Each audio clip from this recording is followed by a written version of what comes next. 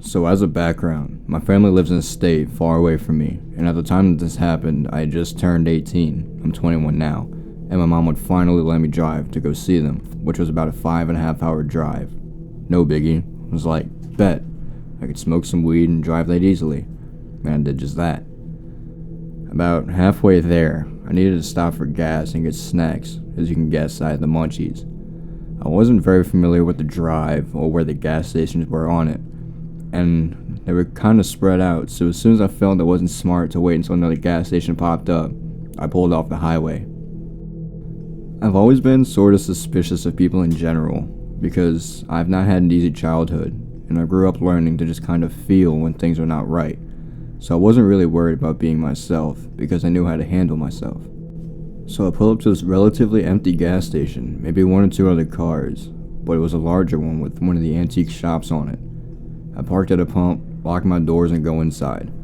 There was no one at the counter yet, and the sign was placed on the counter saying they would be right back. So I go pick out a snack and a drink. Well, when I previously walked in, I noticed a man, probably late 20s, kind of just wandering in the store. I saw him glance over at me when I walked in, but didn't really think anything about it. Not really paying him any attention, I went and opened the door to the soda and was perusing them when he comes over to me, right next to me, and opens the door, one next to mine. This wasn't particularly weird to me, but the fact he was literally all the way across the store when I came in, and then as soon as I go over there, he does too, I was like, okay, I'm gonna go look for a different drink. So I go to the tea section and stand right there for a second, and he follows me to the one right next to me again. Only this time, he looks at me, smiles a creepy ass, closed-lipped smile, and says, "Hi." I do want to say that even though he could have easily just been trying to be nice or flirt or something, I had instant creepy vibe from him when we first walked over, and that intuition has never failed me before. At this point, I just look at him, nod my head, grab something, and go to the counter, thinking up to myself that I can just grab a snack later. He comes up right behind me with just one of those jerky sticks.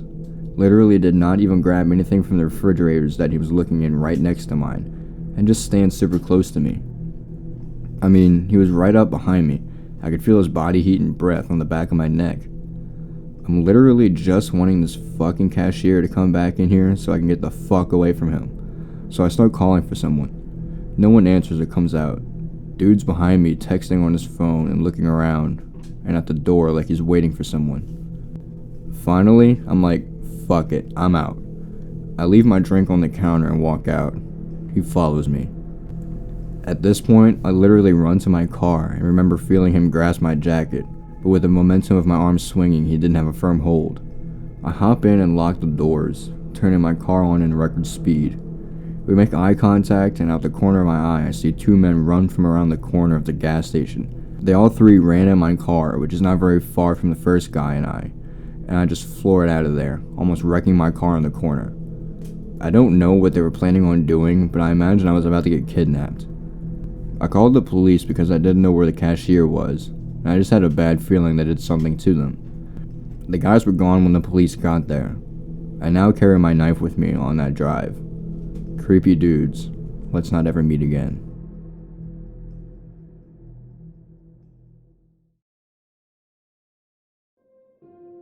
When I was younger, every year for Christmas I would drive upstate to my aunt's house along a stretch of highway. I cannot for the life of me remember the name of this road. All I know is it runs nearby Akron, New York at some point. However, most of this drive is through rural areas with little to no towns nearby.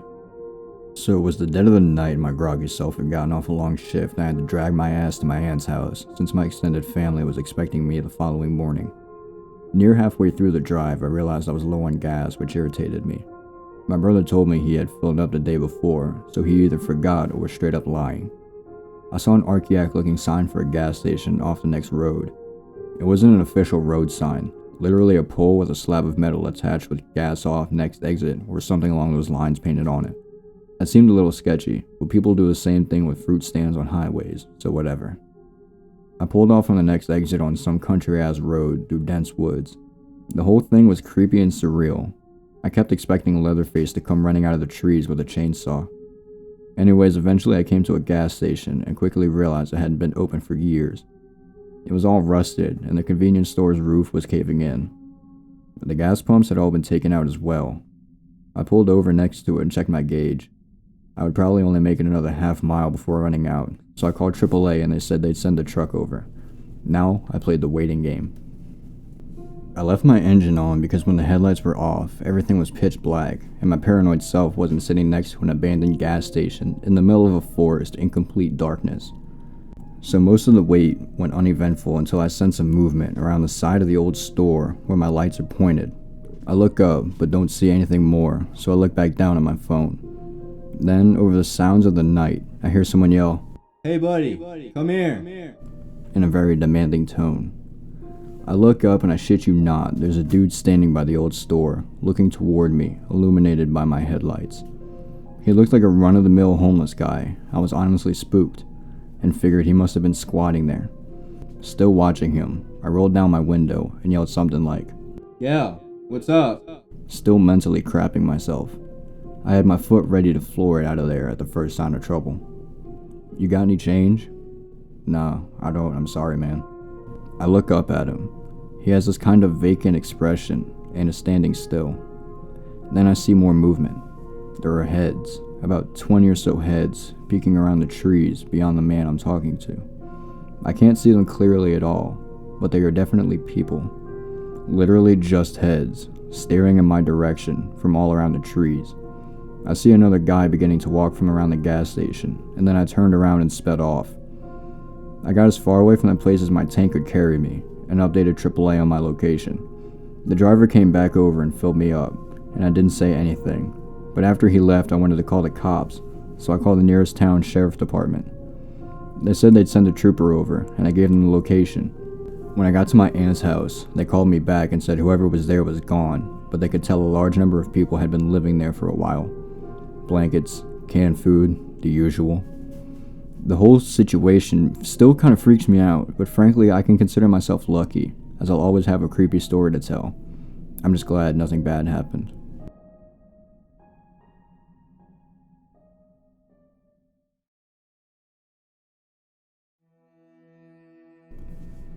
About 7 years ago, when I was 17, my parents went out of town for a weekend and left me at home.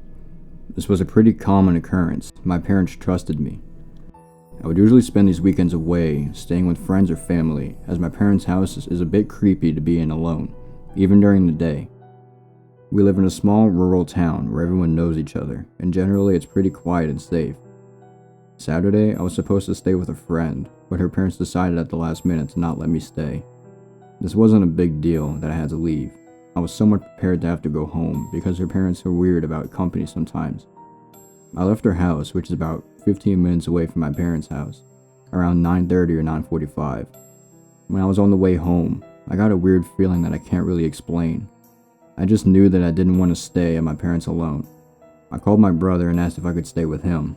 At the time, he was living with a woman who had a small child. He told me it would be quieter and easier for him to just come stay with me, since his dog would bark if I tried to come in the house. He said he would be at our parents' in 20 minutes. Side note that's relevant later. My brother's a relatively scary looking guy. He's about 6'3", 200 pounds, and pretty muscular and covered in tattoos. After hanging up, I decided to stop at a gas station and grab a snack before going home, so that my brother would be there when I got there. After hanging up, I decided to stop at a gas station and grab a snack before going home so that my brother would be there when I got there. I pulled into the gas station and there was only a couple cars in the lot, which is typical because this is a small town in the rural south where everything pretty much stops after 8 p.m. I parked and walked up to the door, and there was this man standing outside the door smoking a cigarette. He opened the door for me without saying anything, and this is pretty normal southern hospitality, especially since I'm a female. I smiled and thanked him, and inside there was another man standing by the door. I noticed him staring at me as soon as I came in. He gave me that gross up and down look and said something to the effect of, "Hey sexy, what are you doing alone?" Creepy as fuck. I just ignored him and walked toward the back of the store. He yelled after me and called me a bitch. I still ignored him. I figured he was drunk or high or just an asshole. Most people around here talk all big game, but rarely ever back it up. I wasn't scared, just annoyed. I got my snacks and paid at the counter. When I walked back up to the door, both of the men were gone. I was happy to not have to deal with any more catcalling. I began walking across the lot to my car, which was probably about 100 feet away from the door. As I was walking, I looked down at my phone to see if enough time had passed for my brother to be at my parents' house. When I looked up, the asshole who had hit on me was standing at the pumps, just looking at me. I looked at him for a second and continued walking. "Hey, you know you're supposed to answer a man when he speaks to you," he said. I remember saying something snarky back to him and getting back in the car. He looked pissed at my sarcasm. I locked my doors as soon as I was in my car, started it, and was thinking of nothing but getting home to eat my snacks and hang out with my brother. I put my car in gear and realized the man had disappeared. I looked around before pulling out in my parking spot, only to realize that both men were sitting in a car facing mine across the lot. They were both staring at me and talking, occasionally even pointing at me. I just stared at them, defiant and pissed. I didn't want them to think that they scared me at all. While we were sitting having our staring contest, the man who had opened the door for me smiled and gave me the finger across the throat gesture, as if, "You're dead." I rolled my eyes and pulled out of the gas station, annoyed. To my dismay, they pulled out behind me. I hadn't been scared up until this point because, as I said, most people around here are a lot of talk with no follow-through.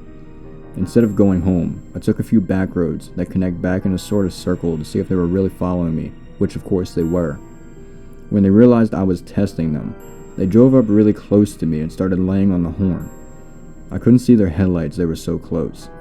I called my brother and told him what was going on. He told me to come home and he would handle it.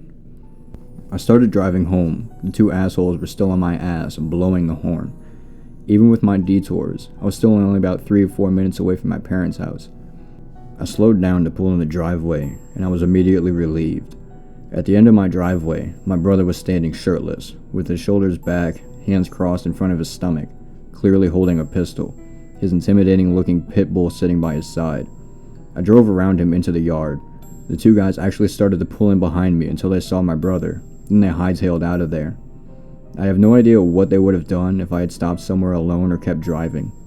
I always think fondly of that image of him standing there like a badass, ready to protect me. I'm thankful he was there.